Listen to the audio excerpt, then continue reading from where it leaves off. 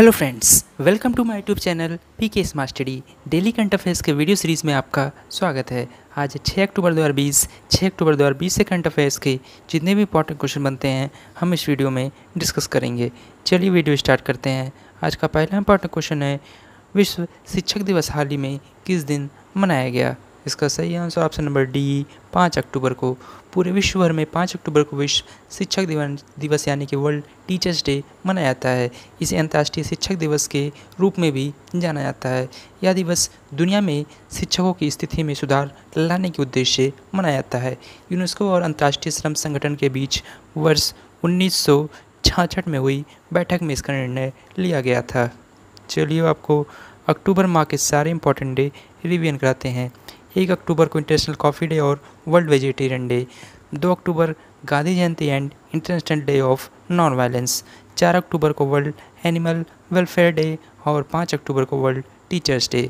अगले क्वेश्चन पर जाने से पहले अगर ये वीडियो आपको पसंद आ रही हो तो लाइक और शेयर जरूर कर दें। साथ ही में हमारे Telegram channel PK smart study को भी ज्वाइन कर लें, वहाँ आपको सारी PDF एक साथ मिल जाएंगे।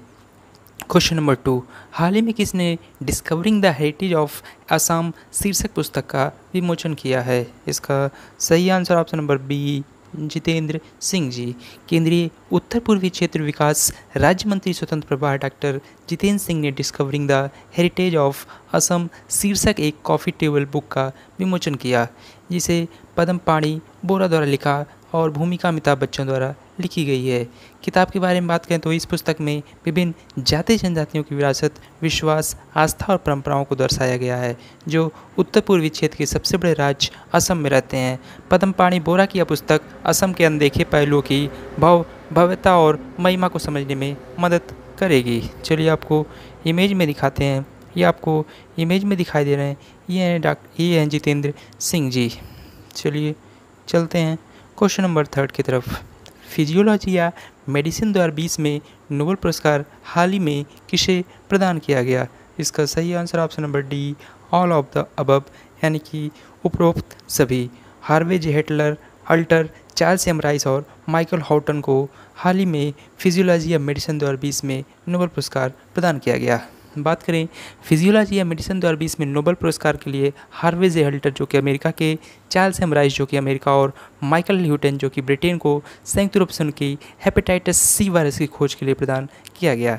नोबेल समिति के प्रमुख थॉमस पेरलमन ने स्टॉकहोम में विजेताओं की घोषणा करते हुए बताया कि इस वर्ष नोबेल पुरस्कार उन 3 वैज्ञानिकों को दिया गया है जिन्होंने रक्त जनित हेपेटाइटिस के खिलाफ लड़ाई में निर्णायक योगदान दिया है, जो एक प्रमुख वैश्विक स्वास्थ्य समस्या जो कि दुनिया भर के लोगों में सिरोसिस और यकृत कैंसर का कारण बनती है।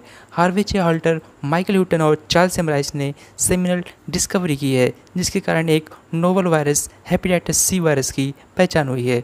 उनकी इस खोज से पहले हेपेटाइटिस ए और बी वायरस की खोज महत्वपूर्ण कदम था, लेकिन रक्त जनित हेपेटाइटिस के अधिकांश मामले कभी स्पष्ट नहीं हो सके थे। चलिए आपको इमेज में दिखाते हैं। ये आपको इमेज में दिखाई दे रहे हैं, ये हैं Harvey J Alter, Michael Houghton और चार्ल्स एम राइस। चलिए चलते हैं क्वेश्चन नंबर 4 की तरफ। उस परमाणु सक्षम हाइपरसोनिक मिसाइल का क्या नाम है जिसे हाल ही में उड़ीसा परीक्षण रेंज से परीक्षण दागा गया है? इसका सही आंसर ऑप्शन नंबर डी, शौर्य। भारत ने अपने स्वदेशी रूप से विकसित परमाणु सक्षम हाइपरसोनिक मिसाइल शौर्य का सफलतापूर्वक परीक्षण किया है।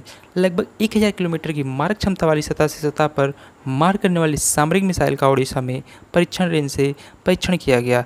शौर्य भारत के K-15 मिसाइल का भूमि संस्करण और या 200 किलोग्राम से 1000 किलोग्राम तक के पेलोड को ले जाने में सक्षम है।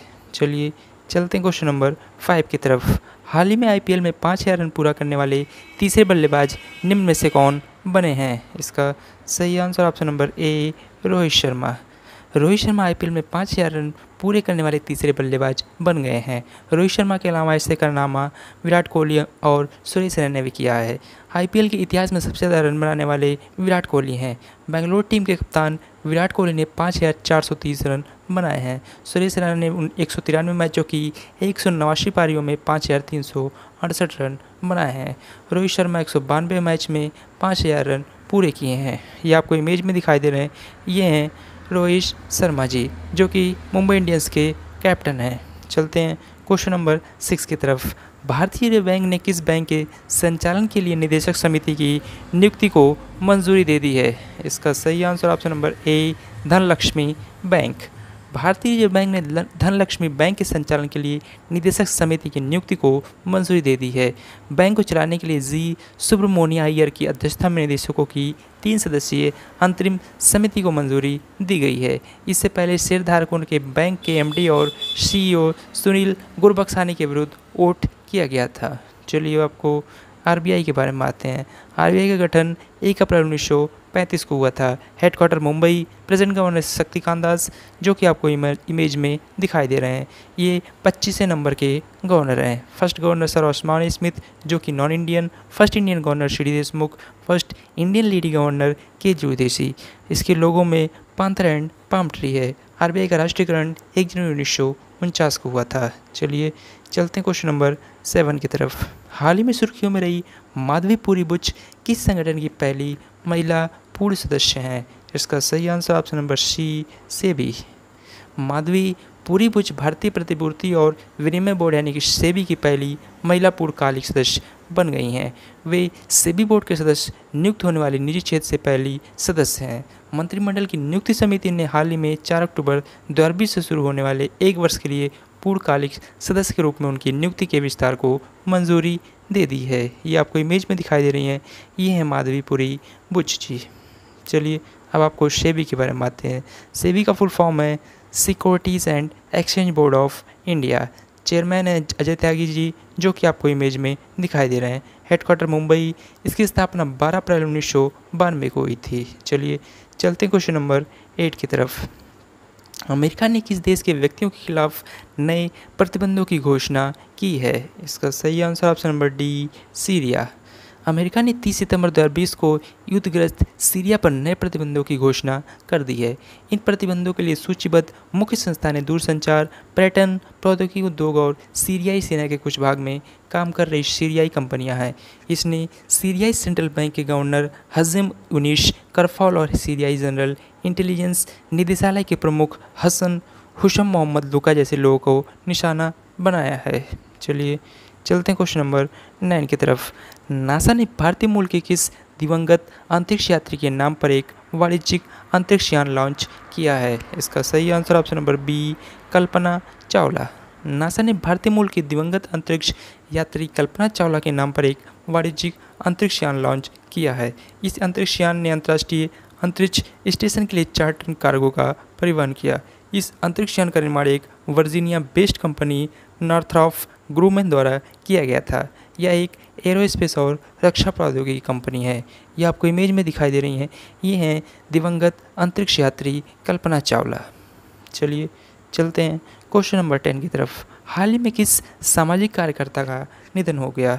इसका सही आंसर है ऑप्शन नंबर ए, प्रोफेसर पुष्पा भावे का। ख्याति प्राप्त सामाजिक कार्यकर्ता प्रोफेसर पुष्पा भावे, जिन्हें मुंबई की आयरन लेडी के रूप में भी जाना जाता है, इनका निधन हो गया। वे अपने छात्रकाल से राष्ट्रीय सेवा दल और लोकतांत्रिक आंदोलन से जुड़ी रही हैं। वे एक शिक्षाविद और बुद्धिजीवी भी थी, जिन्होंने आम नागरिकों के अधिकारों के लिए लड़ाई लड़ी।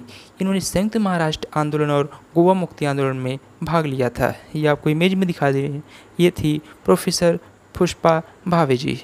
चलिए चलते हैं क्वेश्चन नंबर 11 की तरफ। इसरो साल 2025 में किस ग्रह पर अंतरिक्ष मिशन शुरू करने की योजना बना रहा है? इसका सही आंसर ऑप्शन नंबर डी, शुक्र ग्रह। भारतीय अंतरिक्ष शोध संगठन इसरो इस साल 2025 में अपना मिशन वीनस यानी शुक्र ग्रह अभियान लॉन्च करेगा, जिसमें फ्रांस भी हिस्सेदारी करेगा। यह उपकरण रूसी संघीय अंतरिक्ष एजेंसी रासकॉस्मस और atmosphere environments and space observation laboratories ने संयुक्त रूप से विकसित किया है।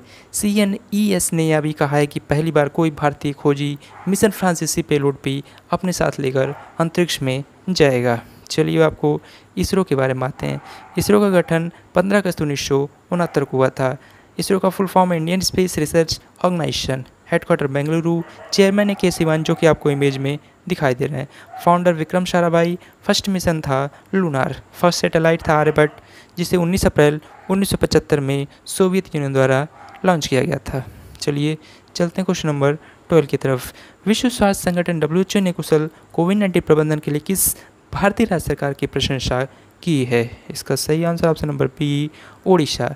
विश्व स्वास्थ्य संगठन WHO ने ओडिशा राज्य के चक्रवात, अम्फान और प्रवासियों की समस्या के बीच फंसे होने के बाद भी कोविड-19 के कुशल प्रबंधन के लिए ओडिशा सरकार की प्रशंसा की है। इस रिपोर्ट के अनुसार पंचायती राज संस्थाओं और समुदाय आधारित प्रतिक्रिया रणनीति के सहयोग से प्रभावी शासन राज्य के नियमों में लचीलापन लाया, जिससे वायरस के प्रसार को रोकने में मदद मिली है। चलिए अब आपको ओडिशा के बारे में आते हैं। उड़ीसा का गठन 1 अप्रैल 1936 को हुआ था। वर्तमान मुख्यमंत्री श्री नवीन पटनायक, जो कि आपको इमेज में दिखाई दे रहे हैं। Governor professor Ganeshi Lal, capital Bhubaneswar, first CM Harekrushna Mahtab, first governor sir John Austin Hubback. Lok Sabha seat 21, Rajya Sabha seat 10, total district है 30। लार्जेस्ट सॉल्ट लेक जो कि चिलिका, जो कि उड़ीसा में ही है। उड़ीसा का हाईकोर्ट उड़ीसा में ही है। चीफ जस्टिस है मोहम्मद रफ़ीक जी। चलिए आपको मैप में दिखाते हैं, ये मैप में उड़ीसा। चलते हैं आज के लास्ट क्वेश्चन की तरफ। भारत ने औषधियों में इस्तेमाल होने वाले कच्चे माल सेफ्टिजोन सोडियम स्टेराइल की किस देश से कथित डंपिंग की जांच शुरू कर दी है? इसका सही answer option number B, China. Bharat ने औषधियों में इस्तेमाल होने वाले कच्चे माल सेफ्ट्रिजोन सोडियम स्टेराइल की चीन से कथित डंपिंग की जांच शुरू की है। यह कदम घरेलू विनिर्माताओं की शिकायत पर उठाया गया है। Nectar Life Sciences and Sterile India ने वाणिज्य मंत्रालय की जांच इकाई व्यापार उपचार महानिदेशालय के समक्ष आवेदन देकर डंपिंग की जांच शुरू किए जाने का आग्रह किया था।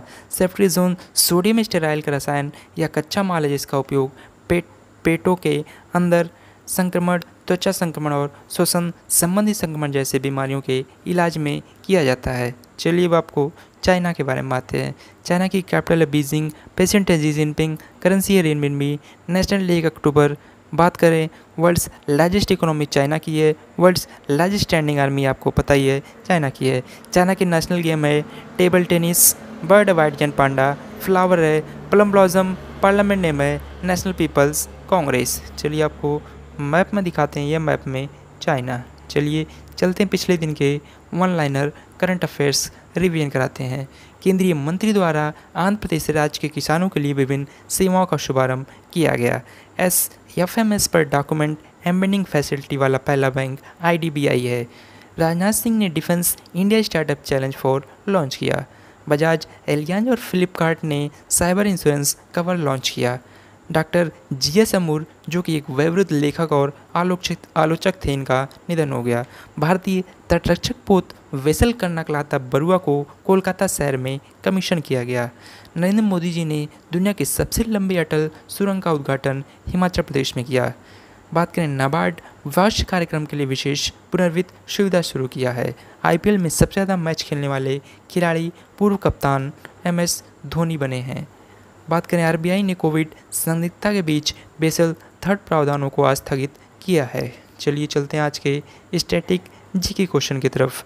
भारत सरकार द्वारा जारी जनगणना 2011 के अनुसार भारत की 22 अनुसूचित भाषाओं में से दूसरी सबसे अधिक बोली जाने वाली भाषा थी।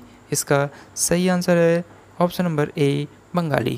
Question number 2, the Kaiga atomic power station is located in the Indian state of. बात करें इसका सही आंसर ऑप्शन नंबर 2, कर्नाटका। चलिए चलते हैं आंसर ऑफ यस्टरडे क्वेश्चंस की तरफ। बात करें हाल ही में किस राज्य ने सड़क मरम्मत योजना पथश्री अभियान का शुभारंभ किया? इसका सही आंसर था option number B, West Bengal. बात करें वेस्ट बंगाल की तो वर्तमान मुख्यमंत्री ममता बनर्जी। बात करें क्वेश्चन नंबर 2 की तो तीसरी पीढ़ी के मुख्य युद्धक टैंक का क्या नाम है जिसने DRDO द्वारा एंटी टैंक गाइडेड मिसाइल का परीक्षण किया गया? इसका सही आंसर था ऑप्शन नंबर डी, अर्जुन। चलिए चलते हैं क्वेश्चंस ऑफ द डे की तरफ। हाल ही में किस क्षेत्र के रेलवे ने ऑपरेशन मेरी सहेली शुरू किया? क्वेश्चन नंबर 2 है आज का, विश्व पशु कल्याण दिवस 2020 हाल ही में कब मनाया गया? इन दोनों क्वेश्चंस का आंसर आपको कमेंट बॉक्स में कमेंट करके बताना है। ऐसे डेली करंट अफेयर्स के वीडियो के लिए आप अपने channel PK smart study subscribe करें। वीडियो अच्छी लगी हो तो लाइक और शेयर जरूर करें। Thank you.